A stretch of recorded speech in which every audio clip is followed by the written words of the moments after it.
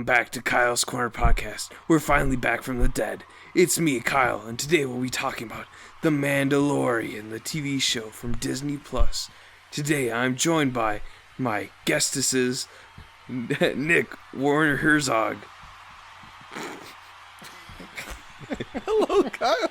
It's good to be on your podcast. And I'm also joined by IG-11, Brian. Hello there. Would you like British. some tea? He's British now, but hey, where'd Warner go? I'm only here, Nick. I need Warner. Was it going to be the whole episode? The whole episode we're doing these voices. Come on, guys. Oh, no.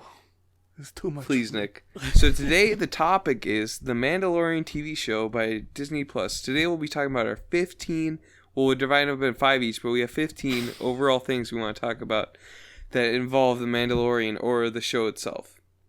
So whose are we going to start with first? Do you want to go first, Brian? Because your name starts with a B? That's a good reason.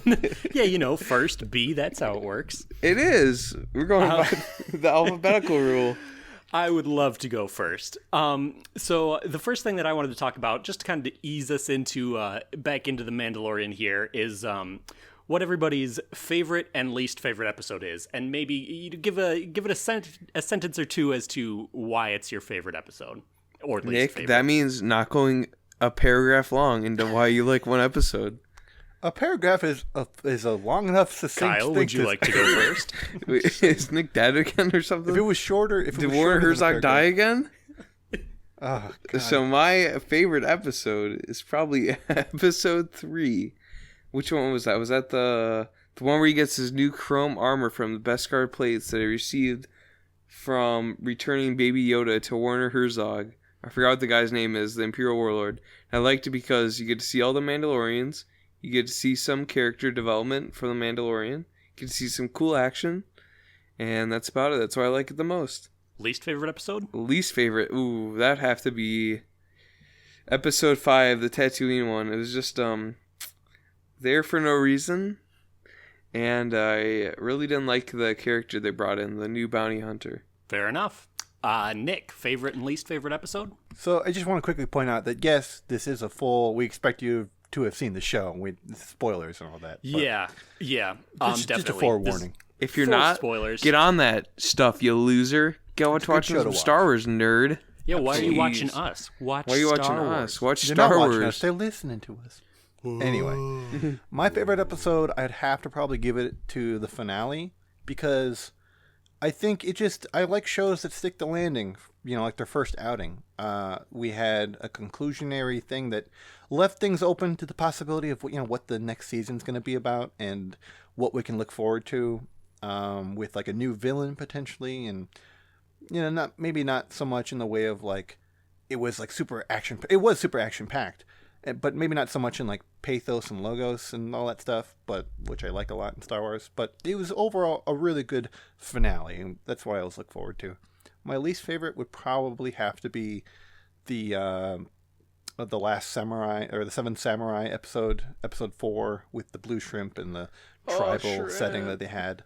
That episode probably stands out the most for the fact that it's a pretty simple enough and tread upon storyline with an episode of Clone Wars already doing that a lot better, in my opinion. And didn't introduce Gina I don't want to say her name. The stormtrooper, the shock trooper character that we get. Didn't introduce her in the best of ways because I was really looking forward to her being like a big standout character. And, so far she's been fine, but that wasn't her best outing, I guess.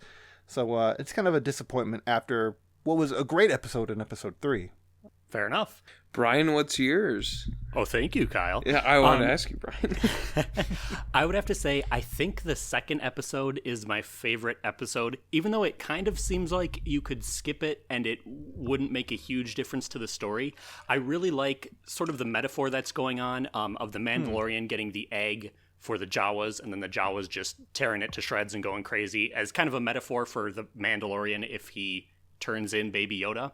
I also just thought the episode was a lot of fun. I really liked the stuff with the Jawas, and I thought all the action was really on point with the Mud Horde and everything. I would say, honestly, just to interrupt into your point, go for it.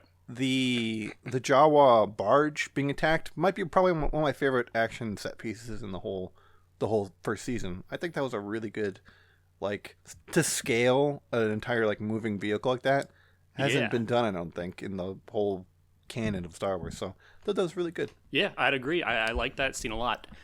Least favorite, I'd have to agree with Kyle, the 5th episode on Tatooine. I did really like the fan servicey stuff. I liked going to Tatooine. I liked going to the cantina. I liked the pit droids. But overall, the story and a lot of the actors just weren't doing it for me. Well, that's pretty good reasons, Brian, I'd say. I agree with those reasons, as you know. So, Brian, what would your next point of the... Do we want to have Brian's next point or somebody else's next point? Yeah, do we want to popcorn and go around the circle, or... We can go popcorn. Nick, you're next. Okay, so a little stinger teaser at the end of what you guys said was your least favorite episode. We landed back on Tatooine, so we have a lot of, like you said, a lot of fan service stuff to refer to. That's a big, important planet in the world of Star Wars. Towards the end of the episode, we get a glimpse of a couple of little shingles and spurs of a particular character that we assume has to be Boba Fett returning from the Sarlacc pit. They've teased him in at least one or two iterations of the new Disney canon, like the Aftermath books. That is true. But we weren't certain if this was going to be like a debut show for him to appear in. I mean, they obviously had plans for a Boba Fett movie with Josh Trank at the helm way back in the day. Who was to say that was going to be, a sequel or a continuation of a story or anything?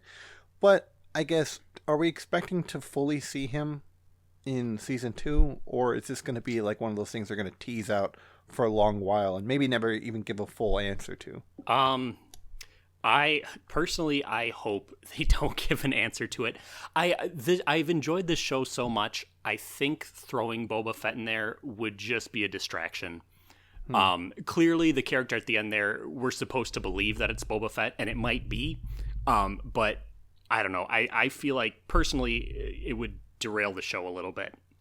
I don't think it would derail anything. Honestly, I think it would help the plot line if they're going for the Mandalorian reclaiming the spot of Mandalore, or the leader of Mandalore, which I think they teased with the Darksaber at the ending of episode 8, is that the Mandalorian is going to take it from the Moff and try to claim his spot at the top of the Mandalorian people. But if you have Boba Fett in there, then you also have like an antagonist to his position of power, which also creates this dynamic of who do you really want to be in power? This person that in canon is perceived to be a fake Mandalorian, but as we know is kind of Mandalorian, but is also a way better fighter than Din Djarin? Or do you want this new character who is pretty sympathetic and also caring to be the leader of Mandalorian, even though he's a foundling, which I guess Boba Fett is also considered a foundling? Yeah, the reason I think that it wouldn't be a derailment is because I think that, how everyone else says, like, Boba Fett isn't even that interesting of a character. He just has a cool design. I think that knowing what we know now about Boba Fett in the past with like the Clone Wars, and I don't think we ever got him in Rebels, did we? No. No. So he never appeared in that like full capacity as Boba Fett. We just kind of got his young years and his adolescent like growing up to be the person that we know to be Boba Fett, which is, very limited on its own. But I think that if we have like this venue to open up the opportunities to see like how does he see the state of Mandalore and the purge and all of that. How does he view all that stuff coming, from a character whose father was considered not be Mandalorian, he was a clone, all that stuff. What is his perspective on the matter? I think would be interesting to kind of like warp Boba Fett into the character that people always think he is, like this, potentially interesting and mysterious person. I think you'd be able to give a voice to those people who just treat him right now as like a fan service, like, oh, it's something cool to oogle at. But if they do it right, they could actually turn Boba Fett into a great character, which is like his fully fledged form. Rather. Huh. Interesting. Yeah. I still would rather not see it, but both of you did give scenarios that I do think would be interesting to see. So yeah, all right. We'll have to see what they do. So, Kyle, what's your first main point you'd like to bring up? My first main point is about the overall quality of the series itself. Mostly about the CGI and how they incorporate it into realistic props and props itself. So, as we know, it's done pretty well, but I think it's also because of the CGI and how effectively they use it. Because even though it's noticeable in the series, it's also kind of hard to, like, distinguish it. Like, if you see the new Rise of Skywalker, me and Nick watched it together, we clearly could point out the CGI and all the wire work in it. But in The Mandalorian, it's kind of hard to distinguish, like, how bad it looks or how, like, out of place the CGI looks from the whole series. Because I think they really incorporate it well with real props, as well as hiding it with some effects that they do with, like, explosions and other things for, like, the speeders and stuff. The speeders look pretty real. The animal, even the Mudhorn, it didn't look real. It still, like, cleanly interacted with the Mandalorian and Baby Yoda. And even, what are the blurgs? Even the blurgs, when it attacks the Mandalorian, it also looks pretty realistic and like they could physically be there. Yeah, I would definitely agree with you. It's definitely not perfect. There's some shots that I'm like, it looks a little bit video gamey. But IG-11, I would say, is probably the most video gamey thing I saw. But to me, it didn't bother me because it didn't bother me as much as Rise of Skywalker did. Yeah, overall, I mean, it's a really, really good-looking show. The fact that they were able to pull off such a big scale on a TV budget. Granted, we know it was a pretty big TV budget, but I heard they used an Unreal game engine to make most of their, like, surroundings and animals, right? Or was that?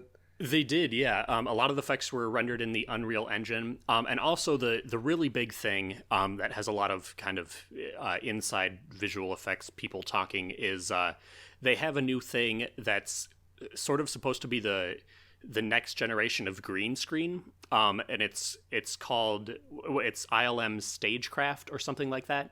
And essentially, instead of a green screen, it's a large, almost TV like LCD screen behind the actors, so they can actually see where they are. And they have it so if you move the camera, the image that's on the screen moves and parallaxes appropriately with the movement of the camera, so that it looks like the actual image is behind the actor, but it's not just like a picture behind them. It actually moves like it would if you were out in the real world. Oh yeah, I've seen a couple of those corridor people exploring that technology recently. Yes. If you see the Corridor Crew video, they talk about that as well. That's really interesting stuff. Yeah. I believe this show is the first major use of that. So yeah, I mean, I would say it looks flawless. Well, I mean, ILM's always been, like, ahead of the, like, CGI and graphics department in movies and movie usage. Yeah, like, definitely. all the Star Wars. I would just say, I just want to bring up the fact that the Manticore is a beautiful prop and set piece. It's a really interesting. It's what is that what it's called? What's the rhino thing? The Mudhorn? The Mudhorn. I was thinking it was something else. Anyway, the Mudhorn's a beautiful set piece prop, but I have to give it up. I don't know how they're doing this thing. Baby Yoda is maybe one of my favorite animated puppets I've seen in years, probably in ever. Yeah, I don't know how they're getting this, like, gleam and beauty in, like, just small movements, because I can tell in certain instances, especially when they physically move it, I'm like, oh, that's just like it's like a stuffed little puppet. It's like a puppet, and I get how they drop it and they move it in certain instances. Like, Yoda hasn't looked that good in I think ever, like, since Empire Strikes Back. Yeah. Well, Last Jedi, he looked pretty good in Last Jedi. To be fair, he didn't look as good as he does in, like, the original. I would say stuff. Baby Yoda looks better than Last Jedi Yoda. Absolutely. I was just trying to defend Last Jedi, He doesn't look. He looks good in that, but it's not as, like. I really find the magic they put into Baby Yoda to, like, be one of the things that ties.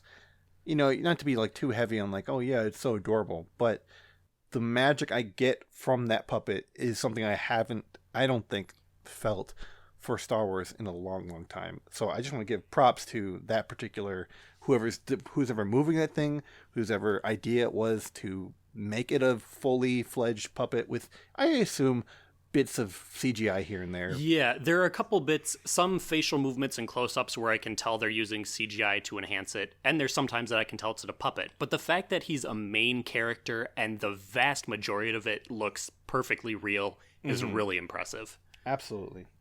Well, Brian, what is your next point? Since I think we fully went into my point of CGI and special effects in the new series. Yeah. So my next point, and maybe you guys can kind of talk me off the cliff here. There's one thing in the show that I think is a plot hole, and let me fully explain it before we kind of dive into it here. So in the first episode, the Mandalorian is told by Grief Karga to talk to Werner Herzog. He does. Werner Herzog gives him the tracking fob, and then so he's at the end of the episode, he's with IG-11, and then IG-11 specifically says, I was told to terminate the child, and then the Mandalorian shoots him. Mm-hmm. First of all, well, the big thing is the Mandalorian was told to bring it in alive if he could, otherwise terminate it. Mm-hmm. But also, so then later on we realize that Grief Karga actually gave out a bunch of tracking fobs. I think he gave to everyone, every bounty hunter in the guild. But I don't understand. He had the Mandalorian specifically go to Werner Herzog, and Werner Herzog and that doctor acted like this was the first time this would happen. The doctor's like, oh, this is crazy. Oh, you got to bring him in safe and everything. But like, did they do that to everyone? Well, and why were some people told to kill it specifically, and other people were told to bring it in alive or kill it? So what I thought there was a separate faction, like maybe the New Republic, or maybe even like a High Clan or something, that knew of Baby Yoda's existence, but wanted him dead because they knew that the Imperial forces were using him for something, or maybe even a different Imperial warlord was trying to get rid of it, so the Moff wouldn't have that power under his hand or something. That's how I reasoned it, because it didn't make sense either. Sure. I mean, that is possible. I just found it weird that it wasn't brought up at all that anyone else was looking for it.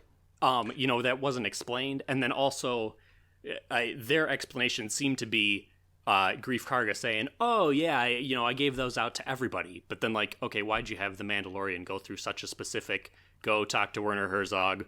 This is Werner Herzog's, he's first time, the doctor's all freaking out and everything.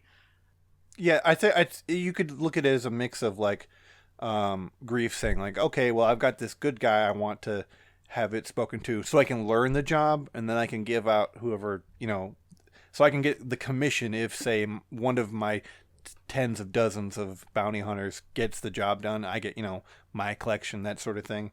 Or you could look at it like Kyle's saying, where maybe like Moff Gideon was above Werner Herzog and was like, I'm going to go into the shanty town and say like, hey, whoever collects this thing for me, I don't have to get it done specifically through this guy.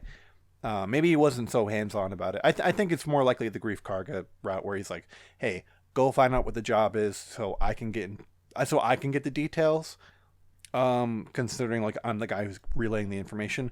And then, yeah, he gave out a bunch of them. But you're right about IG-11's directive maybe being different, or he was confusing it, and it just maybe in its droid-like function was like, it's easier just to bring the thing in dead. I don't know about the line, I was told to destroy it. That might have just been a writing thing. Sure. Yeah, it's fair. I mean, there's definitely ways you can talk around it, but I don't know. It just seems like something that could have easily been cleaned up in the show. We shouldn't have to talk around it. I agree. Yeah. But yeah, just a minor thing. Yeah, that was my second point. Okay, my second point is kind of a plot synopsis thing that not synopsis, but a plot thread that I thought we were going to get more of throughout the series. Season 1 wrapped up, and nothing's been touched on it since. So I'm wondering if this is something that we have to look forward to seeing, or something that they might just forget about, which I really hope isn't the case.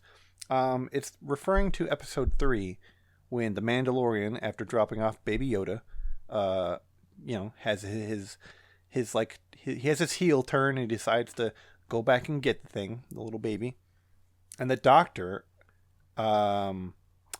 played by the guy in American Gods who I really like. He's like the character in that show. He states to the Mandalorian, like, no, don't do anything to it, which, is a line to represent, like, oh, hey, I don't want anything to be done. Like, it teaches the Mandalorian that he has nothing to fear from the Doctor because the Doctor is trying to take care of the thing. But the Doctor specifically states, hey, it would be dead if it wasn't for me. And my question about that is, what did the Doctor do to stabilize the baby? Like, is the baby sick? Is there something that needs to be done with the Yoda's lineage in order for it to survive? Are we going to have to look forward to an episode? I mean, throughout the whole show, I figured the baby Yoda was going to cry at some point. He like whimpered and stuff, but there was never like any like, oh man, we had the episode where baby Yoda cried because somebody got hurt or the Mandalorian couldn't protect him from something. But we didn't get any of that. We didn't have any like big falter on baby Yoda's part.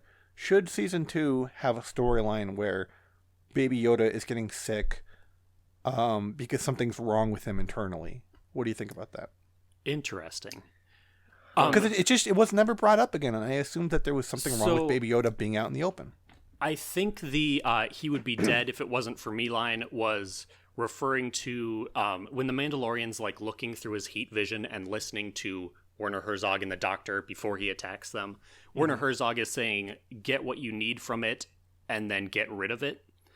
And I think what the Doctor is saying is if it wasn't for me, we would have extracted DNA and we would have killed it. But I've been trying to talk them out of that. So it was less I'm taking care of the child, and more like, don't kill me, I'm doing a nice thing by protecting the baby. Right. I think he was going for like, yeah, I'm the only person here who doesn't want it dead. That Doctor's a cloner, right? He's got the Camino cloning symbol on his shoulder. Camino, right? Yeah, the outfit on his is from Camino. Yep. So I'm guessing the Imperials either want to clone Baby Yoda or he's a clone of a Yoda species or something like that. Which is another. That's gonna be another one of those. Does it belong in Star Wars? Cloning Jedi and or, midichlorian people. Can you do that?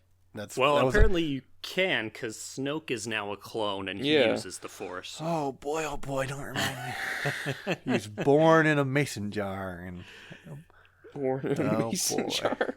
But as for what you were saying, with having some sort of story arc, with Baby Yoda being sick, I do kind of like that idea. I think that would give a sort of urgency to the Mandalorian. Get him back to the planet, yeah. Yeah, that would put some sort of time limit on it. It's not just like, well, I can do this whenever. It's not Gilligan's Island where like, oh yeah, every week we just keep trying to get off this island. Yeah, right. We can do it next week. Whatever. Yeah, whatever. Yeah, exactly. All right. Well, maybe that was the case, and it was just something I looked into. But the whole first season, I was going, boy, oh boy, when's this little thing gonna cough real oddly? We're gonna get into a big arc about, oh no, we have to heal him back to life. We have to love him back to life. Okay, that was my point. Point 2. Kyle, your point 2. So I'm kind of confused on what makes a Mandalorian in the whole series. Because in the Clone Wars, the Mandalorians are pacifists without their helmets. But then before that, and then in Rebels, they also take off their helmets and like fight around and stuff, and some of them aren't warriors either. But then in this, it says that if you want to be a Mandalorian, you have to wear your helmet at all times. Wow, that's a fighter. I never thought about that. How the creed is different from people to people. Like Sabine, a former, member from the TV show Rebels, she doesn't keep her helmet on all the time. I mean, she has it off the majority of the time. Boba Fett didn't either. So yeah, what is this creed about keeping your helmet on and making it the way? It's a new branch of Mandalorian type lore, I guess. Yeah. The theory I heard that I liked was after the Mandalorians and the Empire fight near the end of Rebels, so many Mandalorians were wiped out that the Mandalorians decided, well, okay, we're not really a race or a planet or a group of planets anymore. Anyone can be a Mandalorian, but to hide that we're a bunch of different types of people and species, we're going to keep our helmets on. But that doesn't jive with the show anymore. With Din Djarin's timeline. Because the Mandalorian says he's had it on since he was a kid, so he would have had to have it on since the Clone Wars era. Yeah. So it really, that's some sort of plot, not necessarily a plot hole in The Mandalorian, but a plot hole in Star Wars overall that would have to be ironed out as to why people. So in the it's Clone perfect Wars, Star Wars then, Mandalorian- because if there's a plot hole in it, if there's something that just doesn't mesh with the other stuff, it's perfect new Star Wars. yeah. But like Nick yeah. said earlier, their Death Watch, the people that pick up the Mandalorian or Din Djarin, and even they take off their helmets in the Clone Wars. Like Pre Vizsla and Bo-Katan also take off their helmets. This might be a lot the of time. biggest thing the takeaway from the Mandalore stuff, because it's like, oh yeah, all these new people that don't know much about Star Wars, like people who haven't even seen like the new movies or like into the Mandalorian and like Baby Yoda and all that stuff, and they're learning all this knowledge about like, hey, why is Pre Vizsla taking his helmet? Like if you watch Clone Wars next, you'd be like, why are all these Mandalorians walking around with their helmets off? It wouldn't make sense. So yeah, I'm wondering when that rule was enacted and for what reason and for what group. That's a really good point, Kyle. Yeah, Brian, that what are is the that is answers? a good point. What are the answers, Brian? I don't know. Boy, oh boy. Brian, point number 3, your move. So my third point is something that we had talked about a bit before this, but it's filler episodes. We all kind of agree that the 4th, 5th, and 6th episode of the season are filler. And for me, I didn't dislike those episodes overall, but I think it really showed. It feels like it shows a lack of planning on, I don't know if it's Lucasfilm's part or Jon Favreau's part. It just bothered me that they couldn't get a story to go through all 8 episodes. Like, why have 3 episodes that are so irrelevant? I guess I don't really have a question. It's more a comment on the kind of, Rebels and Clone Wars are they're both Star Wars shows and they're both guilty of the same thing. Yeah. I would have thought that, considering that this is a show based on one particular individual or, individuals, a clan of 2, if you will, if you consider Baby Yoda the main portion of the story as well. I'm glad, by the way, I just want to say, I'm glad they never dropped him off to be like, oh, he's going to live his life somewhere else, and the Mandalorian had to figure out, how to get the bounty hunters off his back. I'm glad that Baby Yoda is a part of this show, because he's such a big hit. That's just really good on everyone's part. More Baby Yoda is good in my opinion. Anyway, I'm considering the fact that because there might have been a conflict of we always do filler episodes just to have the show be more lighthearted, that they thought they would need to do that, which I guess I agree with if you have more episodes to show. How much was a season of Rebels? 12, 13? So the 1st and the 4th season, I believe, are 12 episodes, and the 2nd and 3rd are 20. That's a format for a way to get away with particular what would you call it? Like filler episodes, or episodes that anime filler are important, but they introduce new things. I think episode 6 of The Mandalorian introduces things that aren't okay, that was one and done. You had the possibility of that ragtag group of mercenaries and thieves to come back at some point, so that's setting up for it. But at the current moment, it's not important. At the current moment, I would have liked to have seen line. I would have liked to have seen the whole more and more of the Empire stuff. I would have loved to have seen way more Moff Gideon stuff, more history of if they had done the, hey, you need to go look out for the Baby Yoda planet, episode 5 or 6, that would have been great, and they could have led into that a little bit more. But now that's season 2 stuff, and I assume we'll be getting the same amount, if not one more episode in season 2. So yeah, filler is a really weird thing to put in this show, considering how much they're giving us of it, and how much we're gaining out of the main storyline. Main storyline wise, it's really a 5.5, 6 episode show. More likely a 5 episode show of one continuous storyline. Other stuff is kind of just out of the way of other stuff. Well, I think it's harder because they only have one character to pretty much focus on, or Then why? I don't know how. To me, that would make it so much easier to be oh yeah, let's focus on this and think of a captivating. Maybe they did that and they went, hey, we're kind of running short on content. We're we don't know what to do.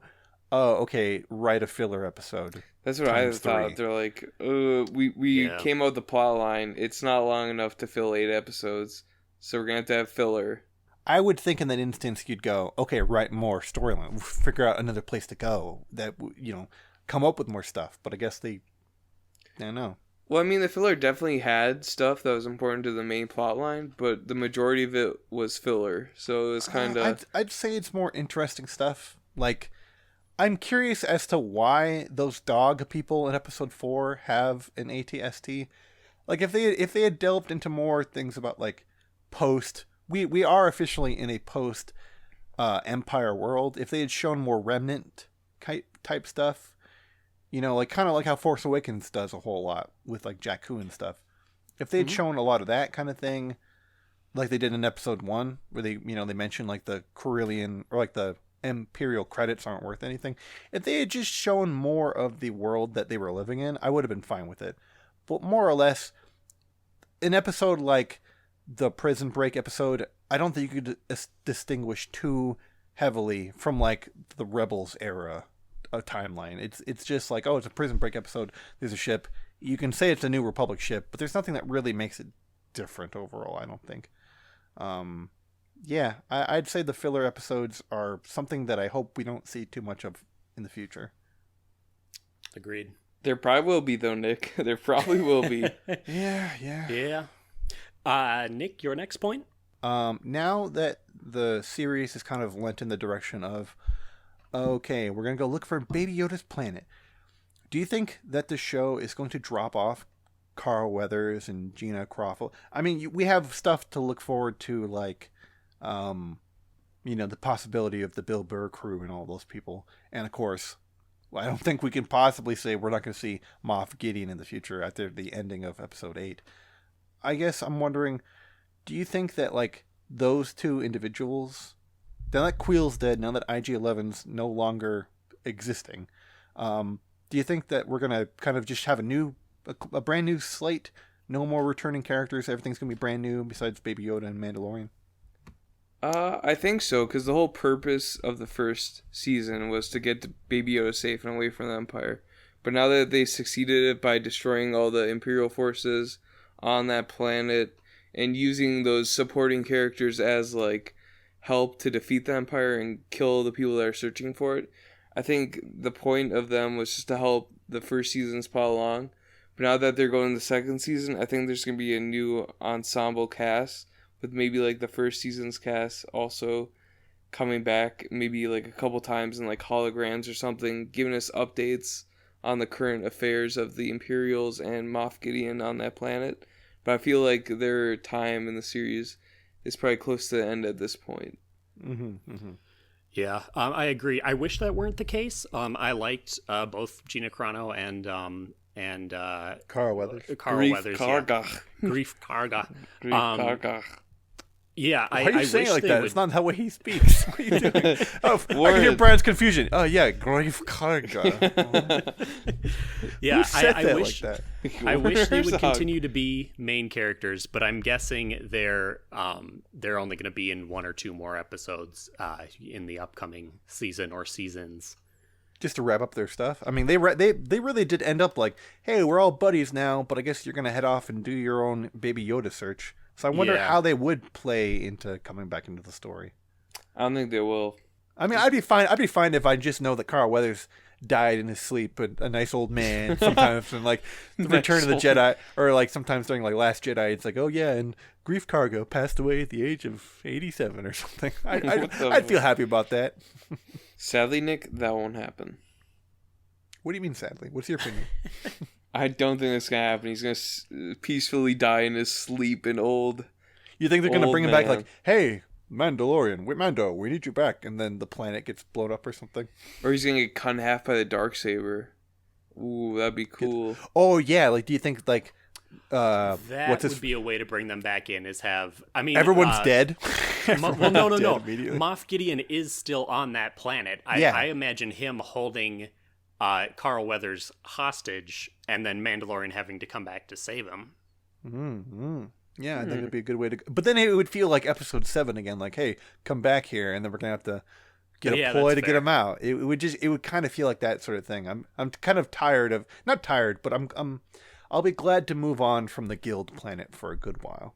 Maybe sometime later down the line or a midpoint in season 2, but I'm good with not seeing the Lava Mind planet, which I kept thinking was Solus the whole time. I was like, that's what I thought it was too. It's Solus, but less craggly.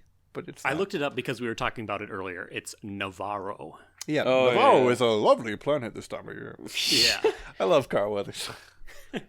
Carl Weathers, Navarro. Did you guys see the interview? He was talking about how he's like, this has like been the best, most fun thing to do ever in my whole career. I'm glad he's saying that. Carl Weathers just like enjoying Star Wars the way I would if I was in that. So wholesome. I actually have no other points, to be honest. Boy, oh boy, it's gonna be a ping pong match between you and me now, Brian.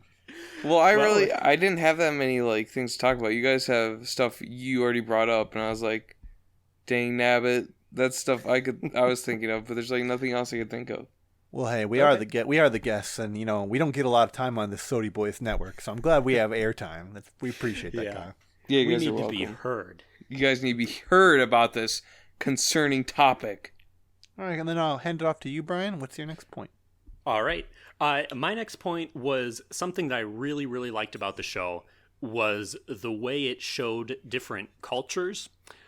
In particular, getting to see more of the Jawa culture, getting to see, I know you didn't like it, Nick, but getting to see the Sand People culture, and even getting to see the Mandalorian culture, even though I wasn't very big on them, like being shown as kind of a cult and the whole can't take off your helmet and like chanting and everything. I'm really surprised I went through the whole show going like, yeah, this is the way it always is. And then Kyle brings up that great point. No one else does that. That's not exactly. This is not the way.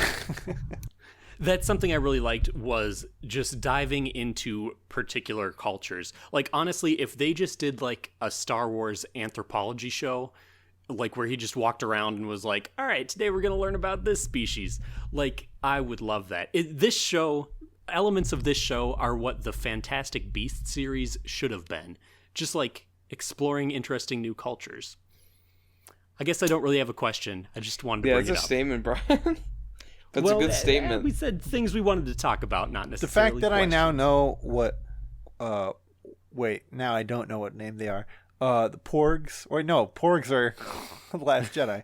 Now that I know the name of those big tadpole looking things that they rode in episode 1, the ugly monsters that Blurgs. The Blurgs. Now I know that blurgs exist, and I now know the name of manticores and things like that. Manticores? You mean the mighty mudhorns? Sorry, the mighty mythosaur. Okay, we have to stop. What is a manticore? Because I swear, it's like a mythical beast. A Star Wars. Yeah, it's a like literal half lion, half scorpion, and half winged animal. Yeah, manticore is just a real mythical thing I keep bringing up. Okay, okay. No. Now that I know the name no of like, clue what he's talking about. Now that I know the names of the mighty mythosaur, yeah, I do feel like it's I have Mudhorn. I'm talking about the mighty mythosaur, not the Mudhorn. Shut up. You've never seen a mythosaur. It's just the emblem on the Mandalorian's thing. Your ancestors rode the mighty mythosaur. Okay, and that's what I'm just saying. I like that I'm learning so much more puzzle pieces are being put together in terms of like, oh yeah, that's a reference to the cartoon.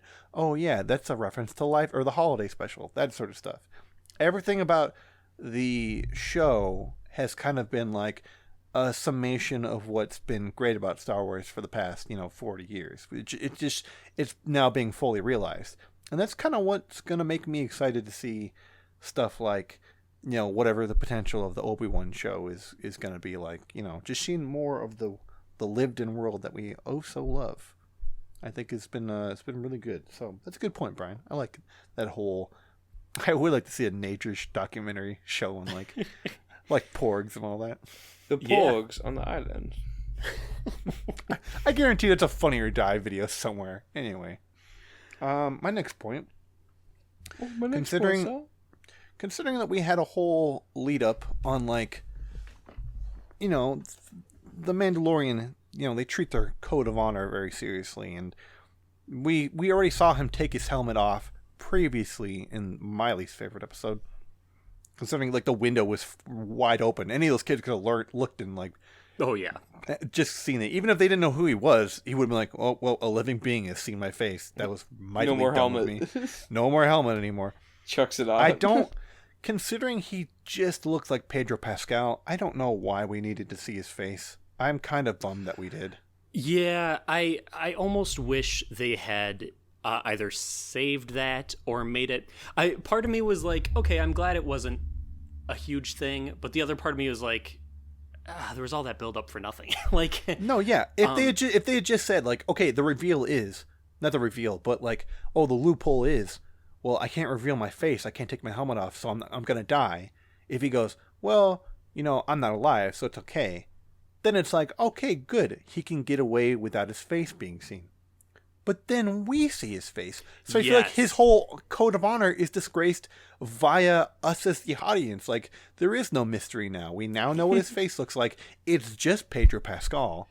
He doesn't have jaundice like I thought he might. So those officially are gloves. Those are the gloved, yellow-dyed fingertips. I swore. I was hoping he had some sort of, like, space disease, and that's why... That would have just been another interesting point. But they could have easily just done a shot of, like, the side of his face. Done, like... Like, it doesn't matter what... If you guys know what the Halo series is, it doesn't matter what Master Chief's face is, but they always keep it not seen from the audience. Because that's the point. It doesn't matter what he looks like. The fact that we now canonically know it's just Pedro Pascal's face. I feel like if they ever wanted to bring it up at a future date, it wouldn't matter. I know what he looks like. Now, new people were just going to learn what he looks like. I really wish they had just done a side of the shot. Or like Kyle said the other day, just focus in on his eyes or his lips or something. Yeah. I think it would have worked really well. They have the shot of IG-11 reaching in for the helmet and starting to pull the helmet up. They could have just cut away right there. Or done one of those focused distance shots where like, okay, you just see the back of IG-11, you see his feet, and his body's blocking it. They could have done it so many other ways to keep the intrigue of the mystery there. Because there is no mystery, it's just his face, but it's the point of why he keeps his face covered. I feel like that was disrespected. He got cucked. And he doesn't even know about it because he doesn't know he's a TV character.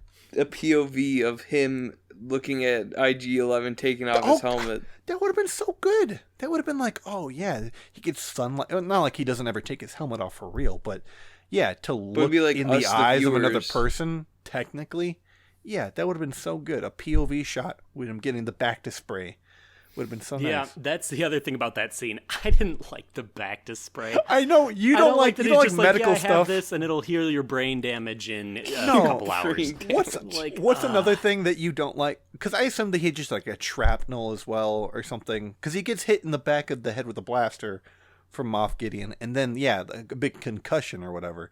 Yeah. But what's another? Isn't there another point about that? In like another aspect of Star Wars where you're like, oh, I don't like that. As soon as I saw the back to spray, I said, oh, Brian's rolling his eyes at this. He's going, oh yeah, we just have goo on me that can heal me up real. Oh no, it's the Tony Stark spray in Avengers Infinity War. It's that. I feel the same way about nanobots in Endgame, where he's just like, I'll just spray a little nanobots in this giant cut gash in my stomach. Yeah, I'm good to go. But that wasn't even nanobots. That was just like, oh yeah, I have my emergency spray. Yeah. But yeah, I mean, in Empire Strikes Back, you see Luke floating in a Bacta tank for like days, and all he did was he got the swiped. Scar on his face. Yeah. Like, but now, you just spritz a little on your head, and it'll heal your brain damage in hours. Well, Kyle, Brian, that's at least 4 years and 6 months later. There's technology. Yeah.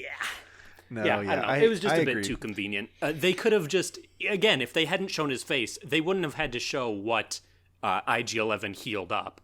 It could have just cut to, again, later, where IG-11's kind of helping the Mandalorian walk. And he's like, all right, I healed him up. Yeah, I don't know. Not a huge complaint, but something I could have done without. Yeah, did feel a bit silly, I agree. Brian, your next point. So my next and last point that I have written down here, I wanted to ask you guys, excluding the main cast, looking more at cameos and background characters, who would you say were your favorite and least favorite actors? Ooh, Nick, I'll go first. Wait, we're just talking actors? Of Yeah, cameo not actors. again, not the main actors, but more the cameos. And who are our favorite and our least favorite? Okay. Yeah.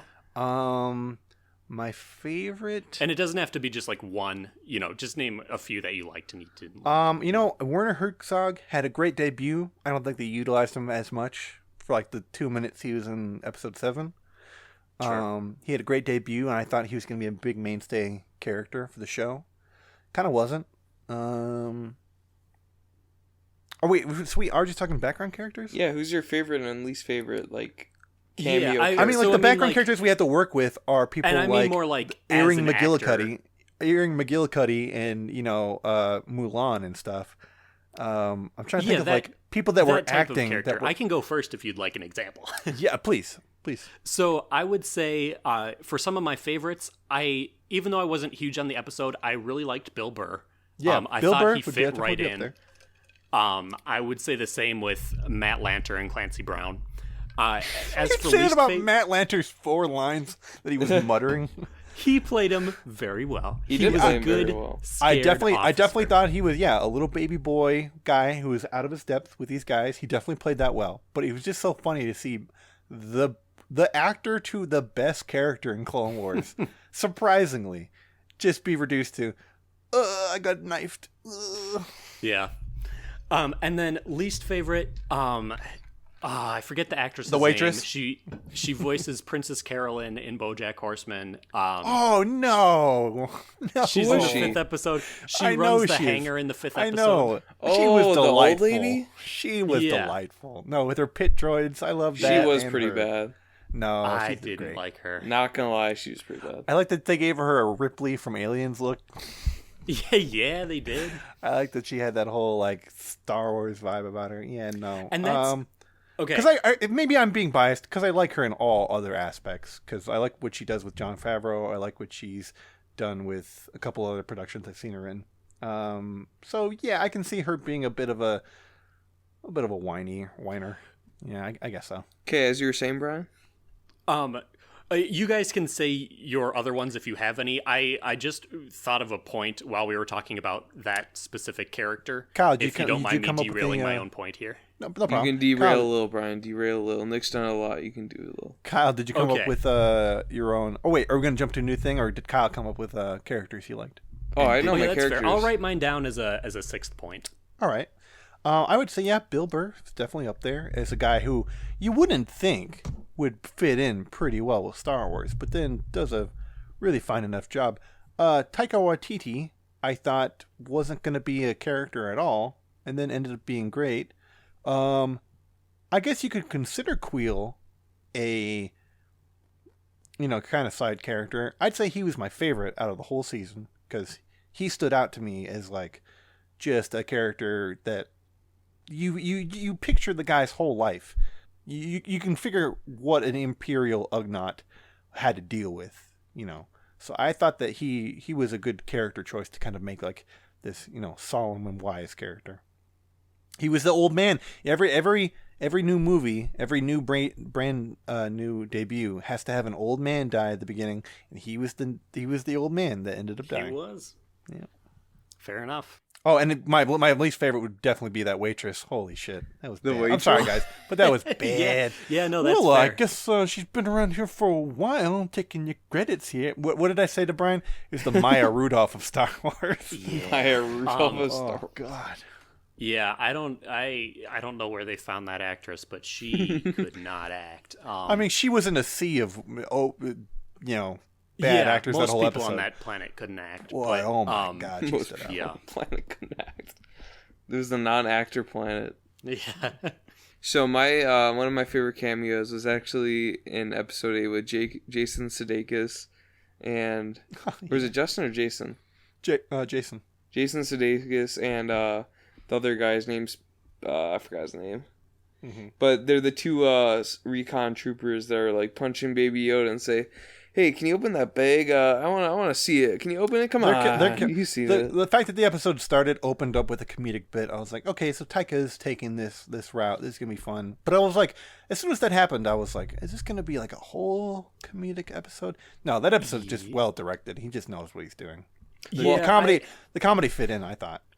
I did not like that opening scene. Oh no! It's just it went on for so long, and just having the troopers be like, "Oh, the Moff killed a bunch of his own men. Go figure." Like they said that something like that like 3 times, and I'm like, I don't like that. Right. Yeah, I don't like that we didn't get to see that because that to me was like, hey, we're gonna if that had happened in the previous episode. I mean, we get so little Moff Gideon in episode 7. Well, I think that's what they were debuts. referring to is when Moff Gideon shot up the bar and killed Werner Herzog and all of the stormtroopers in there. But for interrupting, what did he interrupt? Oh yeah, okay, yeah. That's No, see, yeah. again, So clearly they were just standing there, and then some guy came up and talked to him, and he shot him, and we're supposed to. We didn't get to see that. If they had done that in episode 7, I'd be like, okay, cool. It's a little tie back, a little callback. So anyway, getting to Kyle's characters that he's trying to talk about. Jeez, getting rudely interrupted by everyone. Kyle, you need to learn to you're the host. You need to take control. Anyway, Kyle, your characters. So I also like, Matt Lantern, of course. He's a little cutie pie. Made me cry when he died, Davin. I actually like that one droid that was voiced by the guy from the IT crowd. Whatever his name was, trying to hunt down What was Baby his name? Yoda. Look up his whole name for us, Brian. Nick, shut up. Oh, We're boy. not doing that. Did you know he was in? No. No. And then, of course, I hated that pit lady, the pit droid lady. But I also hated those 2 guys that were in the episode 4 that were asking the Mandalorian for help the whole time. They're the worst actors I've seen out of the series. Yeah. Yep. Whatever those Since 2 you guys brought were. it up, it is Richard Ayoade, Ayoade. Richard Areola. All right, that's good. Richard Ayoade. Yeah. Richard Alio. If I can actually renew my worst actors, it'd be for those fakers who were pretending to be Tusken Raiders. We all know that they weren't real Tusken Raiders. 'Cause real Tusken Raiders would have attacked unnecessarily. No Tusken Raider communicates without. They like sign language.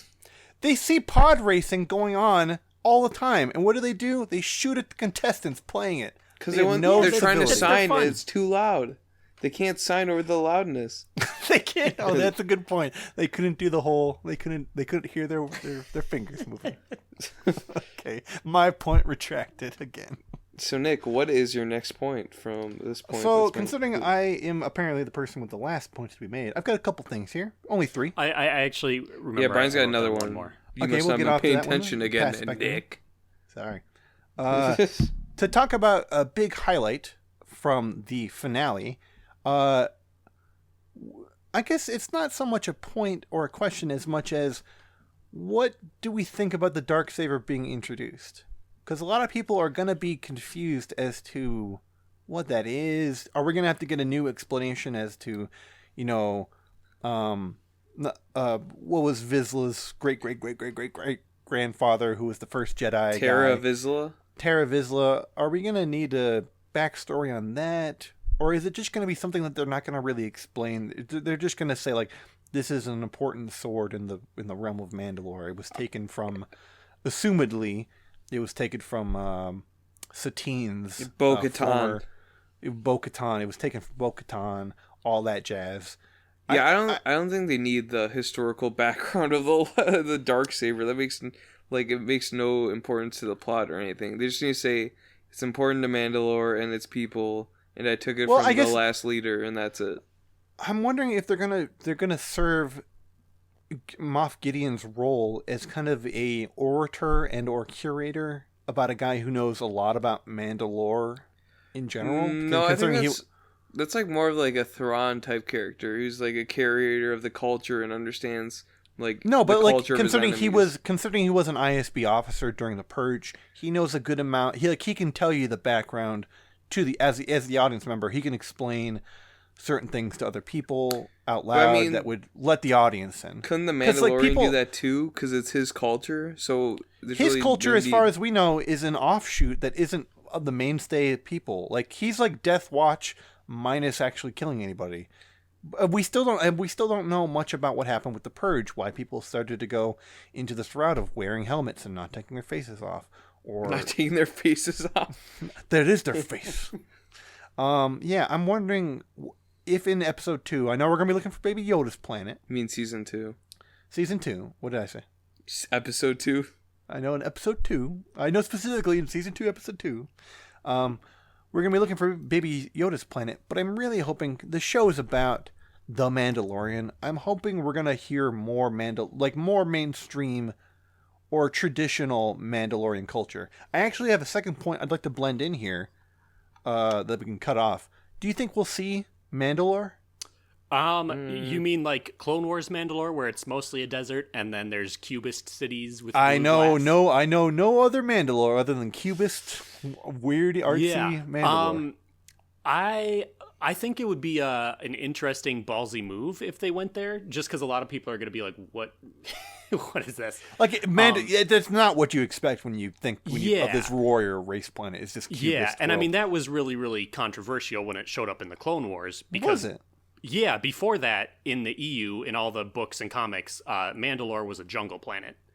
And then that showed up and basically threw out, all the big Mandalorian fans, all the major Mandalore books and everything. It just geez, the books are right. Yep, nope, it's not a jungle planet anymore. Completely different.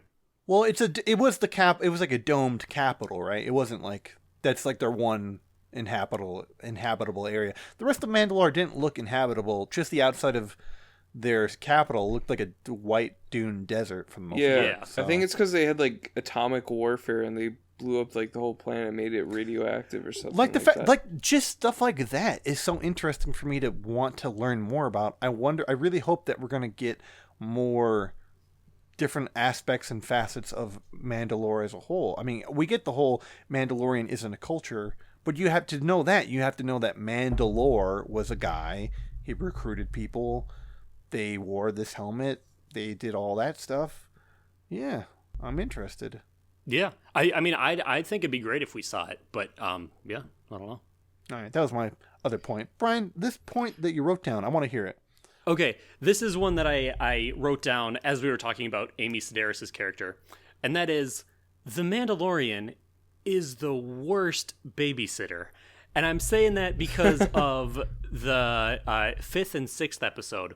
In the 5th episode, when he goes out with the rookie bounty hunter and all that kind of stuff, he just leaves Baby Yoda in the ship, and he leaves his ship open. And yeah, Baby Yoda just wanders right out. Like, what did he think was going to happen? Well, I'm glad you brought that up to him. Like, he maybe needs to take better care. Yeah, but then the same thing with the 6th episode, where, I mean, he was hired for his ship, and they were saying the ship's going into a dangerous location. The ship is being used dangerously, and he just has Baby Yoda in a closet. I don't know. I feel like to give him crap for that seems like, what was he going to do? Hey, yeah, I know. Dark Knight Cop, could you take care of this alien for me? I'm sure none of you guys will do anything reckless around him. Yeah, I mean, I know there's like nothing else he could have done with it, but it made me laugh that he's such a bad, like, yeah, just, we'll throw him in a closet, take him on this dangerous mission, it's fine. I think at post episode 6, he started to learn a little bit better. Like, okay, I'll put him in the closet. Okay, I'll put him in the pod. I'll bring some recruits in. I'll get some people. I think by the end, where he is now, I feel like he's in a good spot, and he's learned a couple things. He's learned a couple things about being a dad. What's her face? The Forge Master. She officially titled a Mandalorian Baby Yoda's father until he comes of age or until he finds the planet. So I feel like he's going to be in a different capacity than he was in season 1. He's going to take on a more fatherly, teach you the ropes. He's going to start wearing dad jeans and those barbecue stereotypical girl dad shoes, and yeah, he's going to lean back every 20 minutes and tell a dad joke, and the baby is going to go, whoa. Yeah, Brian, I think that's... Is that the end of your point, Brian? That's the end of my point. I just wanted to Kyle bring sounds up... disappointed. Is that the end of your point you brought to Does the that table? mean I know, it's it's the not- end of the episode? I have one more Does thing. it? I have one more thing now. That's What? it. The final What, thing. Nick? What could be so important? Now that we know that the majority of all of the Mandalorians that were hiding on Navarro are no more, and we only have the only Mandalorians that we have of knowledge are going to be, the Mandalore. The Forge Master didn't die. She didn't go out and, like, oh, I'll hold down the fort and you guys, run out. She survived. as far as we pretty much know. Do you think we're going to get any more? I know we have Boba Fett to potentially look forward to. Sabine Wren's still around, I think. Do you think, here's my question, do you think the Forge Master is Sabine? No. I'm going to say no. All right. But do you think we'll see Sabine in the future? Probably mentioned. This is the show to do it. I know this people. is the show to do it. And I think, I would say the actress who voices Sabine looks enough like Sabine and is the right age. Like she's older than Sabine is in Rebels. So she now we have she looks enough timeline, like Sabine and is the right age to potentially play a live action Sabine. But I mean, that makes sense. I don't think they're going to go that route. I think she'll be mentioned in some capacity, but she won't be ever shown. I just feel like it'd be weird. Like, again, if we don't go to Mandalore and if we don't do much else with Mandalorian culture, it feels like the purpose of the Mandalorian is kind of maybe the point went out the window when they showed his face. Man, I'm so mad about that stuff. Yeah, man, I'm so mad about that old Creed. Yeah, I'm glad nobody else saw your face, Mandalorian. Nobody knows what you look like. Ugh. Except a billion people. Except everyone on Disney Plus. Jesus. Well, Nick, does that end your point? That ends my point. That ends my my soapbox. Well, guys, I think that ends the podcast as well. So I want to... Was that the audience being sad? Yeah, it's them being sad. Oh. But is that your cue to drop in a sad sound effect later point? Like, I gotta remind myself. Yeah, I will add a sad sound effect. But I want to thank everyone for coming out and watching today. Crack open a cold one. We have some hot content coming out soon. We have Brian's franchise reviews, as well as Nick's Poppin' reviews, which will hopefully be done soonish. But I would like to thank everyone for coming out. Enjoy a Sody Pop and have a good rest of your day. Say goodbye, everyone. Goodbye. Bye, everyone. Do the magic hand thing. Goodbye. Because I'm waving at Baby Yoda. Get it? Bye.